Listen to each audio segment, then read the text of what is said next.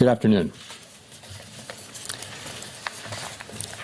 Before I go into the details of today's meeting, I'd like to underscore for the American people that we understand the hardship that high inflation is causing and that we are strongly committed to bringing inflation back down to our 2% goal. Over the course of the year, we've taken forceful actions to tighten the stance of monetary policy. We've covered a lot of ground, and the full effects of our rapid tightening so far are yet to be felt. Even so, we have more work to do. Price stability is the responsibility of the Federal Reserve and serves as the bedrock of our economy. Without price stability, the economy doesn't work for anyone. In particular, without price stability, we will not achieve a sustained period of strong labor market conditions that benefit all. Today, the FOMC raised our policy interest rate by a half percentage point. We continue to anticipate that ongoing increases will be appropriate in order to attain a stance of monetary policy that is sufficiently restrictive to return inflation to 2% over time. In addition, we're continuing the process of significantly reducing the size of our balance sheet. Restoring price stability will likely require maintaining a restrictive policy stance for some time. I'll have more to say about today's monetary policy actions after briefly reviewing economic developments. The U.S. economy has slowed significantly from last year's rapid pace. Although real GDP rose at a pace of 2.9% last quarter, it is roughly unchanged through the first 3 quarters of this year. Recent indicators point to modest growth of spending and production this quarter. Growth in consumer spending has slowed from last year's rapid pace, in part reflecting lower real disposable income and tighter financial conditions. Activity in the housing sector has weakened significantly, largely reflecting higher mortgage rates. Higher interest rates and slower output growth also appear to be weighing on business fixed investment. As shown in our summary of economic projections, the median projection for real GDP growth stands at just 0.5% this year and next, well below the median estimate of the longer-run normal growth rate. Despite the slowdown in growth, the labor market remains extremely tight, with the unemployment rate near a 50-year low, job vacancies still very high, and wage growth elevated. Job gains have been robust, with employment rising by an average of 272,000 jobs per month over the last 3 months. Although job vacancies have moved below their highs and the pace of job gains has slowed from earlier in the year, the labor market continues to be out of balance, with demand substantially exceeding the supply of available workers. The labor force participation rate is little changed since the beginning of the year. FOMC participants expect supply and demand conditions in the labor market to come into better balance over time, easing upward pressures on wages and prices. The median projection in the SEP for the unemployment rate rises to 4.6% at the end of next year. Inflation remains well above our longer-run goal of 2%. Over the 12 months ending in October, total PCE prices rose 6%. Excluding the volatile food and energy categories, core PCE prices rose 5%. In November, the 12-month change in the CPI was 7.1%, and the change in the core CPI was 6%. The inflation data received so far for October and November show a welcome reduction in the monthly pace of price increases. But it will take substantially more evidence to give confidence that inflation is on a sustained downward path. Price pressures remain evident across a broad range of goods and services. Russia's war against Ukraine has boosted prices for energy and food and has contributed to upward pressure on inflation. The median projection in the SEP for total PCE inflation is 5.6% this year and falls to 3.1% next year, 2.5% in 2024, and 2.1% in 2025. Participants continue to see risks to inflation as weighted to the upside. Despite elevated inflation, longer-term inflation expectations appear to remain well anchored, as reflected in a broad range of surveys of households, businesses, and forecasters, as well as measures from financial markets. But that is not grounds for complacency. The longer the current bout of high inflation continues, the greater the chance that expectations of higher inflation will become entrenched. The Fed's monetary policy actions are guided by our mandate to promote maximum employment and stable prices for the American people. My colleagues and I are acutely aware that high inflation imposes significant hardship as it erodes purchasing power, especially for those least able to meet the higher costs of essentials like food, housing, and transportation. We are highly attentive to the risks that high inflation poses to both sides of our mandate, and we are strongly committed to returning inflation to our 2% objective. At today's meeting, the committee raised the target range for the federal funds rate by a half percentage point, bringing the target range to 4.25% to 4.5%. And we are continuing the process of significantly reducing the size of our balance sheet. With today's action, we have raised interest rates by 4.25 percentage points this year. We continue to anticipate that ongoing increases in the target range for the federal funds rate will be appropriate in order to attain a stance of monetary policy that is sufficiently restrictive to return inflation to 2% over time. Over the course of the year, financial conditions have tightened significantly in response to our policy actions. Financial conditions fluctuate in the short term in response to many factors, but it is important that over time they reflect the policy restraint that we're putting in place to return inflation to 2%. We are seeing the effects on demand in the most interest-sensitive sectors of the economy, such as housing. It will take time, however, for the full effects of monetary restraint to be realized, especially on inflation. In light of the cumulative tightening of monetary policy and the lags with which monetary policy affects economic activity and inflation, the committee decided to raise interest rates by 50 basis points today, a step down from the 75 basis point pace seen over the previous 4 meetings. Of course, 50 basis points is still a historically large increase, and we still have some ways to go. As shown in the SEP, the median projection for the appropriate level of the federal funds rate is 5.1% at the end of next year, a half percentage point higher than projected in September. The median projection is 4.1% at the end of 2024 and 3.1% at the end of 2025, still above the median estimate of its longer run value. Of course, these projections do not represent a committee decision or plan, and no one knows with any certainty where the economy will be a year or more from now.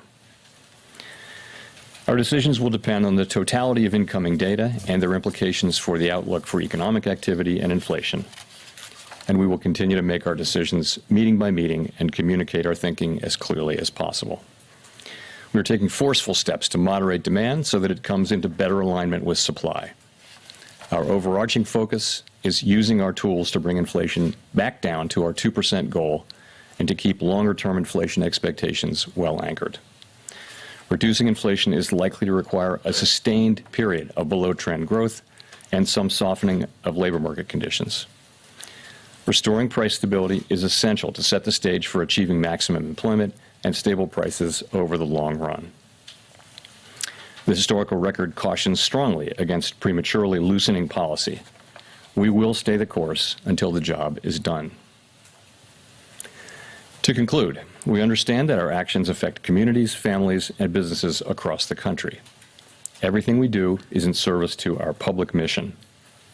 We at the Fed will do everything we can to achieve our maximum employment and price stability goals.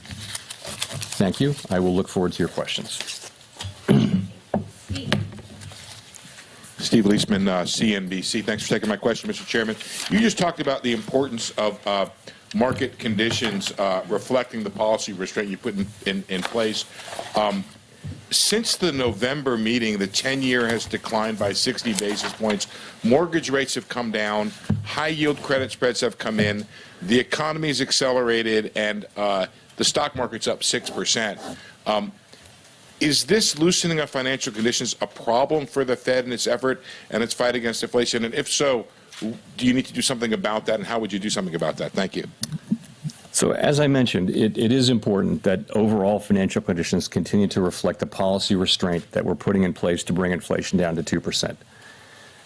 We think that financial conditions have tightened significantly in the past year, but our policy actions work through financial conditions, and those in turn affect economic activity, the labor market, and inflation. So what we control is our policy moves and the communications that we make. Financial conditions both anticipate and react to our actions. I would add that our focus is not on short-term moves, but on persistent moves, and many things, of course, move financial conditions over time. I would say it's our judgment today that we're not at a sufficiently restrictive policy stance yet, which is why we say that we would expect that ongoing hikes would be appropriate. And I would point you to the SEP, again, for our current assessment of what that peak level will be. As you will have seen, 19 people filled out the SEP this time, and 17 of those 19 wrote down a peak rate of 5% or more, in the fives. So that's our best assessment today for what we think the peak rate will be. You will also know that at each subsequent SEP during the course of this year, we've actually increased our estimate of what that peak rate will be. And today, the SEP that we're published shows, again, that overwhelmingly FOMC participants believe that inflation risks are to the upside. So I can't tell you confidently that we won't move up our estimate of the peak rate again at the next SEP. I don't know what we'll do. It will depend on future data. What we're writing down today is our best estimate of what we think that peak rate will be based on what we know. Obviously, if the inflation data come in worse, that could move up, and it could move down if inflation data are softer. Gina.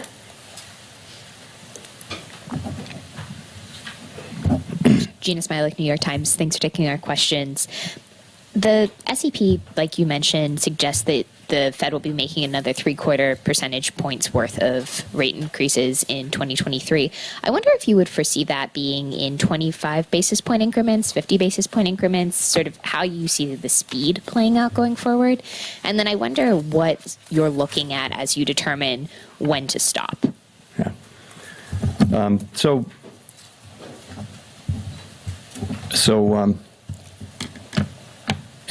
As I've been saying, as we've gone through the course of this year, as we lifted off and got into the course of the year, and we saw how strong inflation was and how persistent, it was very important to move quickly. In fact, the pace with which we were moving was the most important thing. I think now that we're coming to the end of this year, we've raised 425 basis points this year, and we're into restrictive territory. It's now not so important how fast we go. It's far more important to think, what is the ultimate level? And then at a certain point, the question will become, how long do we remain restrictive? That will become the most important question. But I would say the most important question now is no longer the speed. So, and that applies to February as well. So I think we'll make the February decision based on the incoming data and where we see financial conditions, where we see the economy. And that'll be the key thing. But for that decision. But ultimately, that question about how high to raise rates is going to be one that we make looking at our progress on inflation, looking at where financial conditions are, and making an assessment of whether policy is restrictive enough. I've told you today we have an assessment that we're not at a restrictive enough stance, even with today's move, and we've laid out our individual assessments of what we would need to do to get there. At a certain point, though, we'll get to that point, and then the question will be, how long do we stay there? And the strong view on the committee is that we'll need to stay there, until we're really confident that inflation's coming down in a sustained way, and we think that will be some time. Now, why do I say that? If you look at you can break inflation down into three sort of buckets. The first is goods inflation, and we see now, as we've been expecting really for a year and a half, that supply conditions would get better, and ultimately supply chains get fixed, and demand settles down a little bit and maybe goes back to services a little bit, and we start to see goods inflation coming down. We're now starting to see that in this report and the last one. Then you go to housing services. We know the story there is that housing services inflation has been very, very high and will continue to go up, actually, as rents expire and have to be renewed. They're going to be renewed into a market where rates are higher than they were when the original leases were signed. But we see that the new leases that the rate for new leases is coming down. So once we work our way through that backlog, that inflation will come down sometime next year. The third piece, which is something like 55% of the index, PCE, core inflation index, is non-housing related core services. And that's really a function of the labor market largely. The biggest cost by far in that sector is labor. And we do see a very, very strong labor market, one where we haven't seen much softening, where job growth is very high, where wages are very high, vacancies are quite elevated, and really there's an imbalance in the labor market between supply and demand. So that part of it, which is the biggest part, is likely to take a substantial period to get down. The goods inflation has turned pretty quickly now, after not turning at all for a year and a half. Now it seems to be turning, but there's an expectation really that the services inflation will not move down so quickly, so that we'll have to stay at it, so that we may have to raise rates higher to get to where we want to go. And that's really why we are writing down those high rates and why we're expecting that they'll have to remain high for a time. Howard. Howard Schneider with Reuters. Thanks for taking the question. You described GDP growth in the SEPs as moderate or modest, I believe, yet it's really approaching stall speed. Half a percentage point is not much. You described labor market unemployment rate as representing some softening, but it's nearly a full percentage point rise, and that's well in excess of what has historically been associated with recession. Why wouldn't this be considered a recessionary projection by the Fed? Well, I'll tell you what the projection is. I don't think it would qualify as a recession, no, because you've got positive growth. The expectations in the SEP are basically, as you said, which is we've got growth at a modest level, which is to say about a half a percentage point. That's positive growth. It's slow growth. It's well below trend. It's not going to feel like a boom. It's going to feel like very slow growth, right? In that condition, labor market conditions are softening a bit. Unemployment does go up a bit. I would say that many analysts believe that the natural rate of unemployment is actually elevated at this moment. So it's not clear that those forecasts of inflation are really much above the natural rate of unemployment. We can never identify its location with great precision. But that 4.7% is still a strong labor market. If you look, you've got the reports we get from the field are that companies are very reluctant to lay people off, other than the tech companies, which is a story unto itself. Generally, companies want to hold on to the workers they have because it's been very, very hard to hire. So, and you've got all these vacancies out there far in excess of the number of employed people. That doesn't sound like a labor market where a lot of people will need to be put out of work. So that there are channels through which the labor market can come back into balance with relatively modest increases in unemployment, we believe. None of that is guaranteed, but that is what their forecast reflects. Nick.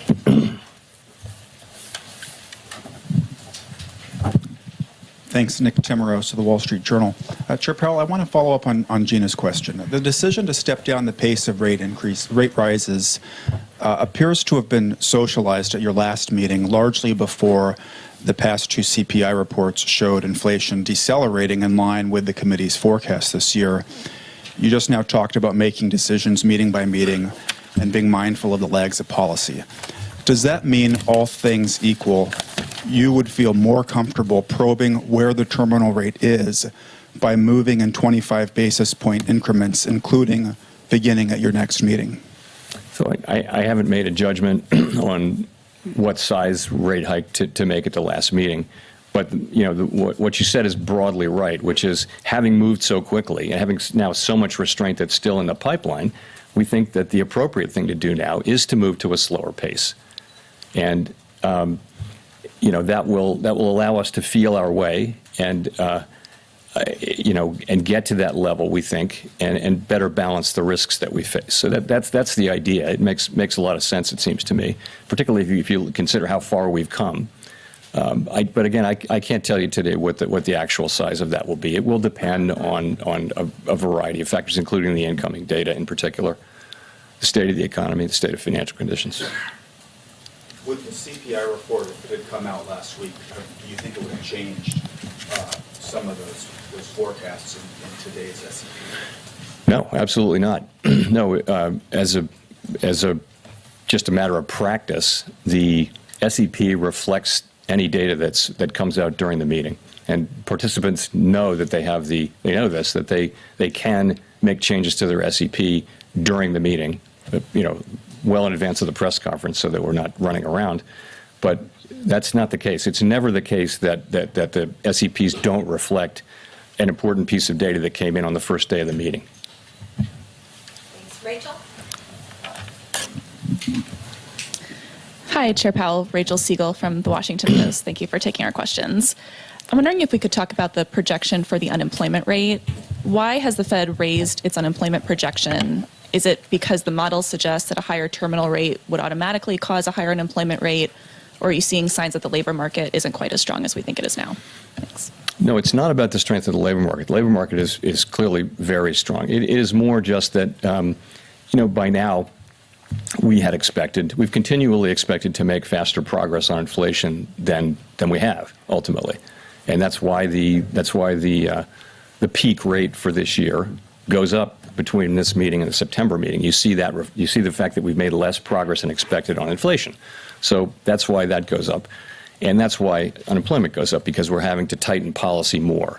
And so it didn't go up by much in the meeting, I don't think, but that's the idea, is slower progress on inflation, tighter policy, probably higher rates, probably held for longer, just to get to where the kind of restriction that you need to get inflation down to 2%. Do you have a sense of, in order to get to that number, how much of that could be caused by layoffs versus vacancies trimming or changes to the labor force population rate? So it's very hard to say. You can look at history, right? And history would say that in a situation like this, the declines in unemployment would be more meaningful, I think, than what you see written down there. But why do we think that is the case? So I'll give you a few reasons. First, just is that there's this huge overhang of vacancies, meaning that vacancies can come down a fair amount, and we're hearing from many companies that they don't want to lay people off, so that they'll keep people because it's been so hard. I mean, I think it feels like we have a structural labor shortage out there, where there are 4 million fewer people, a little more than 4 million, who are in the workforce available to work than there's demand for workforce. So the fact that there's a strong labor market, means that companies will hold on to workers, and it means that it may take longer, but it also means that the costs in unemployment may be less. Again, that we're going to find out empirically, but I think that's a reasonably possible outcome, and you do hear many labor economists believe that it is. So we'll see, though. Colby? Thank you. Colby Smith with the Financial Times. How should we interpret the higher core inflation forecast for 2023 in the SEP? Does that not then suggest that the policy rate currently forecasted for next year should actually be higher than the 5.1 medium estimate penciled in? Well, I think that's why one of the reasons it went up was that core came in stronger this year. Yeah, what you see is our best estimate as of today, for how high we need to raise rates, to how much we need to tighten policy to create enough, restrictive policy to slow economic activity and soften the labor market and bring inflation down through those channels. That is the estimate, best estimate we make today. And as I mentioned, we'll make another estimate for the next SEP, and we'll, of course, between meetings we do the same thing, but we don't publish it. Victoria? Hi, Victoria Guida with Politico. I wanted to make sure I understand specifically what's going on in the SEP, because you all expect rates to go higher, but you're also more pessimistic about what inflation is going to look like next year. And I was just wondering, given that we have seen some cooling in inflation, is that primarily because of wage growth, that you expect wage growth to be sort of a headwind? And we're going into next year with higher inflation than we had thought. Right, so we're actually moving down to the level that we're moving down to next year is still a very large drop in inflation from where inflation is running now, well more than a 1% change in inflation. But remember that the jump-off point at the beginning of the year is higher. So we're moving down still by a very large chunk. I don't think the policy's having any less effect. It's just starting from a higher level at the end of 2022. So we're getting down. I believe the median is 3.5%. That's a pretty significant drop in inflation. And where's it coming from? It's coming from the goods sector, clearly. By the middle of next year, we should begin to see lower inflation from the housing services sector. And then, the big question is how much will you see from the largest, the 55% of the index, which is the non-housing services sector. And, that's where you need to see, we believe you need to see a better balancing of supply and demand in the labor market so that you have, it's not that we don't want wage increases. We want strong wage increases. We just want them to be at a level that's consistent with 2% inflation. Right now, if you factor in productivity estimates, standard productivity estimates, wages are running, well above what would be consistent with 2% inflation. Neil. Thanks. Hi, Chair Powell. Neil Irwin with Axios. Some of your colleagues have been pretty explicit that they can't imagine rate cuts happening in 2023. That's certainly not implied by the SEP. But futures markets have priced in some easing in the back half of next year. What's your view of the likelihood of any kind of rate cuts next year? What circumstances might make that plausible?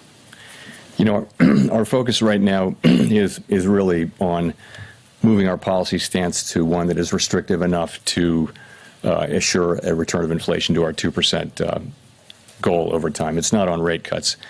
And we think that we'll have to maintain a restrictive stance of policy for some time. Historical experience cautions strongly against prematurely loosening policy.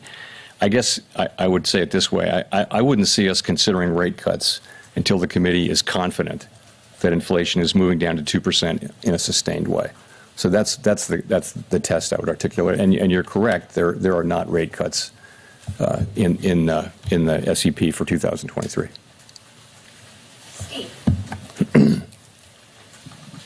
Steve Matthews with Bloomberg. Let me ask you about China. In the last few weeks, China has abandoned its COVID policy and been reopening pretty strongly.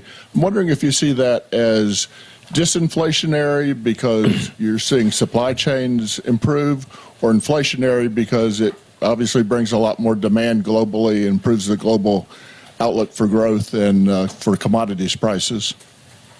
And so you're right. Those two things will offset each other. Weaker output in China will push down on commodity prices, but it could interfere with supply chains ultimately, and that could push inflation up in the West. It's very hard to say, how those two will offset each other, and it doesn't seem likely actually that the overall net effect would be material on us. But to your point, China faces a very challenging situation in reopening. We've seen waves of COVID all around the world can interfere with economic activity. China, a very critical manufacturing place for manufacturing and exporting. Their supply chain is very important. And China faces a reopening. They've backed away from their COVID restriction policies. There could be very significant increases in COVID, and we'll just have to see. It's a risky situation. But again, it doesn't seem like it's likely to have material overall effects on us. Chris. Hi, Chris Rugaber at Associated Press. Thank you for taking my question. I wondered if you could comment a bit more about yesterday's inflation report. I mean, it showed inflation cooling in all three of the categories that you laid out at Brookings. Are you confident that you're seeing real progress on getting inflation under control? Are you still worried it could slip into some kind of unentrenched, upward spiral? Thank you. Right. So the data that we've received so far for October and November, we don't have we have some remaining data to get in November, but they clearly do show a welcome reduction in the monthly pace of price increases. As I mentioned in my opening statement, it will take substantially more evidence to give confidence that inflation is on a sustained downward path. So the way we think about this is this. This report is very much in line with what we've been expecting and hoping for. And what it does is it provides greater confidence in our forecast of declining inflation. As I mentioned, we've been forecasting significant declines in overall inflation and core inflation in the coming year. And this is the kind of reading that it will take to support that. So really, this gives us greater confidence in our forecast rather than at this point changing our forecast. In terms of the pieces, we have been expecting goods inflation to come down as supply chain pressures eased. That's happening now. Housing services, as I mentioned, there is good news in the pipeline. As long as new housing leases show declining inflation, that will show up in the measure around the middle of next year, so that should help. And the big piece, again, is core services ex housing, which is very important, and we have a ways to go there. You do see some beginning signs there, but ultimately that's the big, that more than half, as I mentioned, of PCE core index, and it's very fundamentally about the labor market and wages. If you look at wages, look at the average hourly earnings number we got with the last payrolls report. You don't really see much progress in terms of our average hourly earnings coming down. Now there may be composition effects and other effects in that, so we don't put too much weight on any one report. These things can be volatile month to month, but we'll be looking for wages moving, down to more normal levels where workers are doing well and ultimately their gains are not being eaten up by inflation. Michael McKee.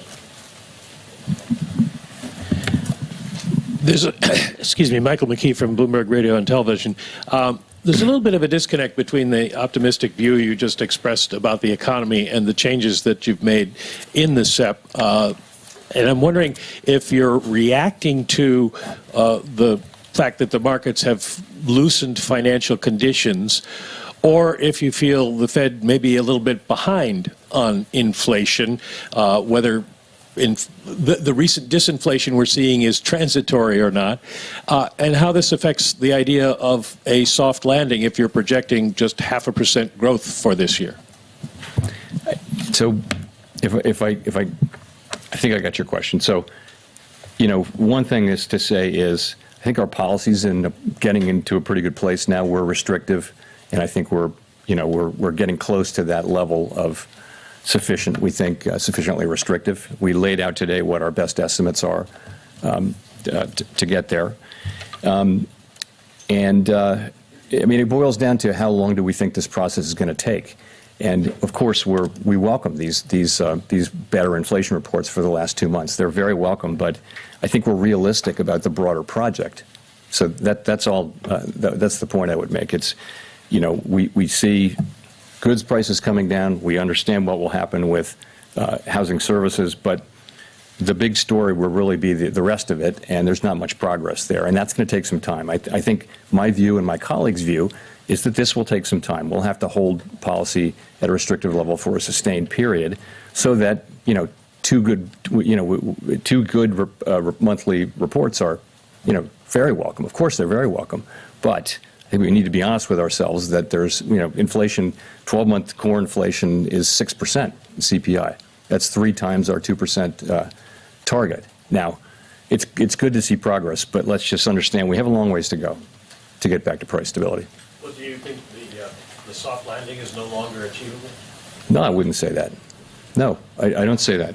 I would say this, to the extent we need to keep rates higher and keep them there for longer and inflation, moves up higher and higher, I think that narrows the runway. But lower inflation readings, if they persist in time, could certainly make it more possible. So I don't think anyone knows whether we're going to have a recession or not. And if we do, whether it's going to be a deep one or not. It's not knowable.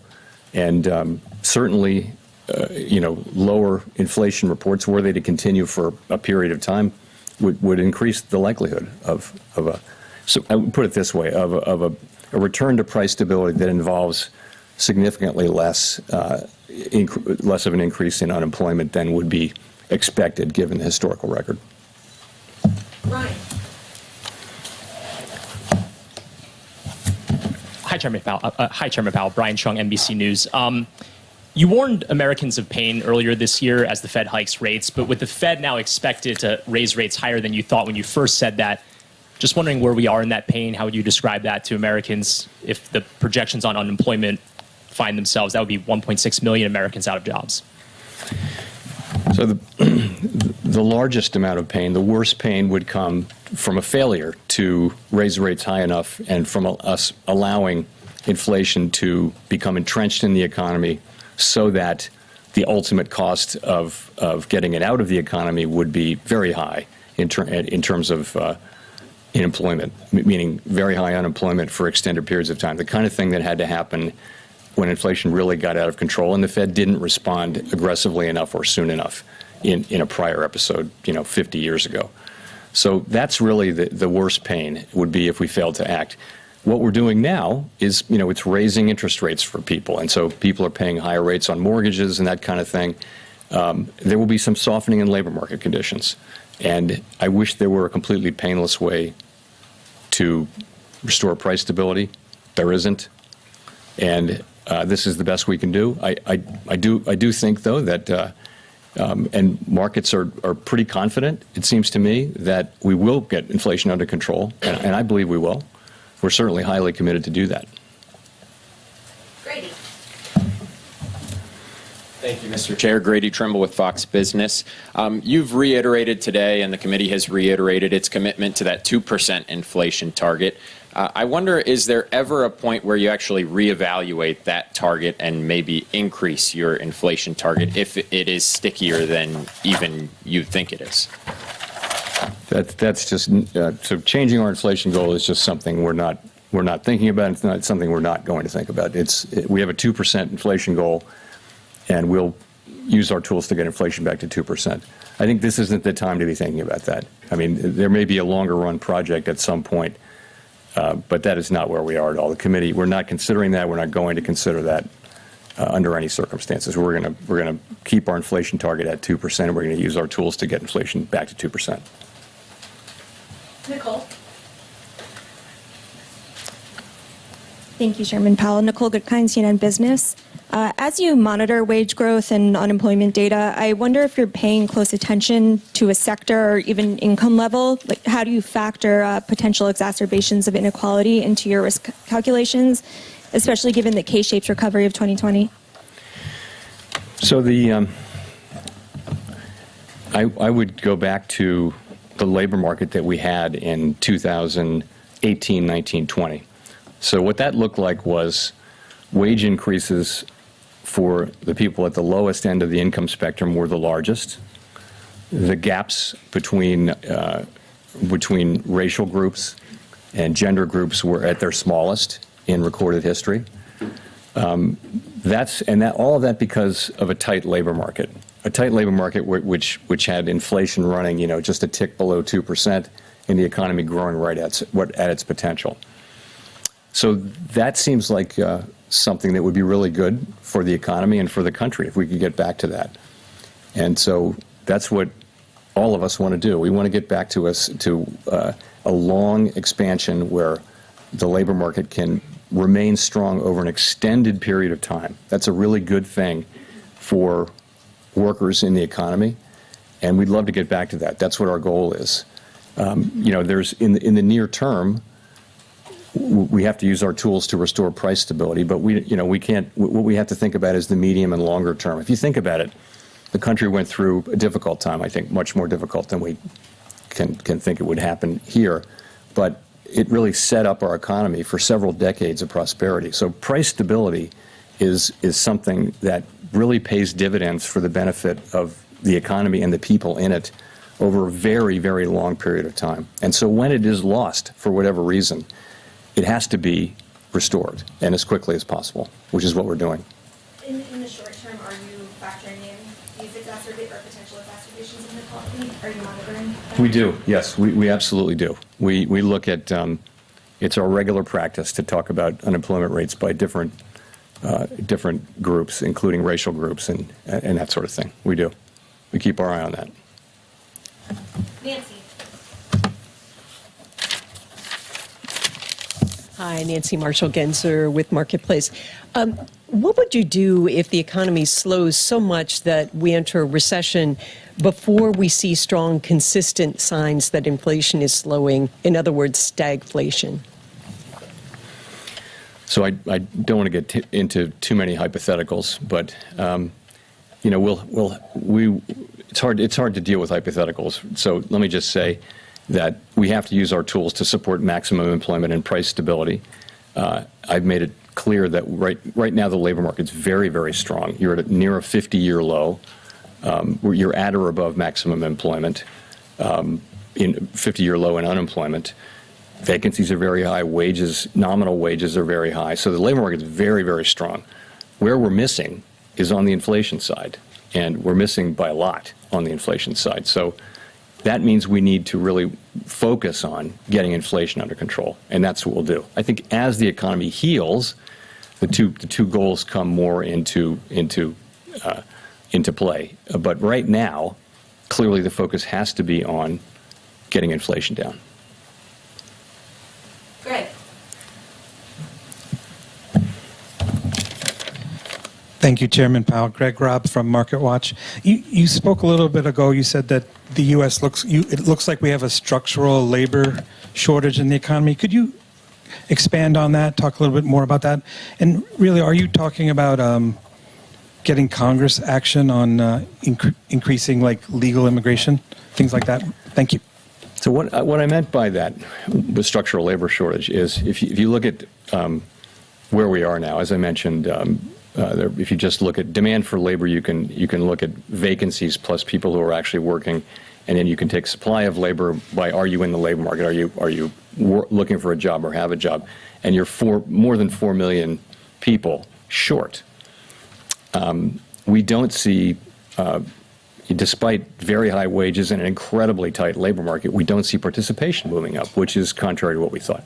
So the upshot of all that is the labor market is actually.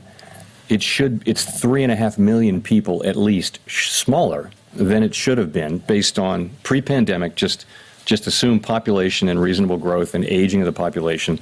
Our labor force should be 3.5 million more than it is. And that there are lots of easy ways to get to bigger numbers than that if you go back a few more years. So why is that? Part of it is just accelerated retirements. People dropped out and aren't coming back at a higher rate than expected. Part of it is that we lost 500,000 people who would have been close to 500,000 who would have been working, who died from COVID. And part of it is that migration has been lower.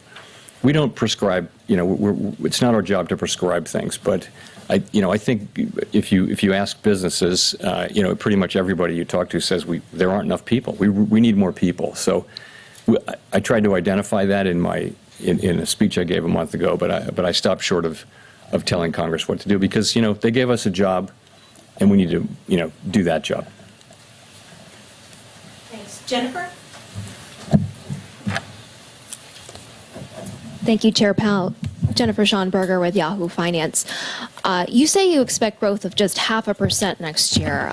Given that you've said the process of raising rates and getting inflation back under control will be painful, have you had discussions within the committee and addressed how long and or how deep of a recession you would be willing to accept? No. I mean, what we do is we make our forecasts and we publish them quarterly. And if you look at those forecasts, those are forecasts for slow growth, for a softening labor market, by which I mean unemployment goes up, but not a great deal. And you see inflation coming down. You see rates going up a lot. You see inflation coming down. Those are those forecasts, and that's really what they show. We're not. We all, of course, we don't. Talk about this kind of a recession and that kind of a recession. We make those forecasts. The staff runs, and you will see this if you look at the old Teal books, runs alternative simulations of all different kinds at every meeting, and we look at those too. And those will explore different things. But that's just upside and downside scenarios. Of course, that's responsible practice that we've carried on for many decades. But no, we don't. We haven't asked ourselves that question. We'll go to Jean for the last question. Hi, Jean Young with Market News. I wanted to ask about the SEP again. If you are reaching peak rates around 5% in the first half of next year and inflation starts to decline materially, that would seem to make the real rate gradually more restrictive. Is that something that's built into the projections and into models? Is that something you would want to see? So we do know that, of course, that's something that we know and we'd see. But as I mentioned, we wouldn't, I wouldn't see the committee cutting rates until we're confident that inflation is moving down in a sustained way. That would be my test. I don't see us as having a really clear and precise understanding of what the neutral rate is and what real rates are, so that it would mechanically happen like that. It'll be a test of, for cutting rates, I think in the event it'll be a question of, do we actually feel confident that inflation is coming down in a sustained way? Thank you very much.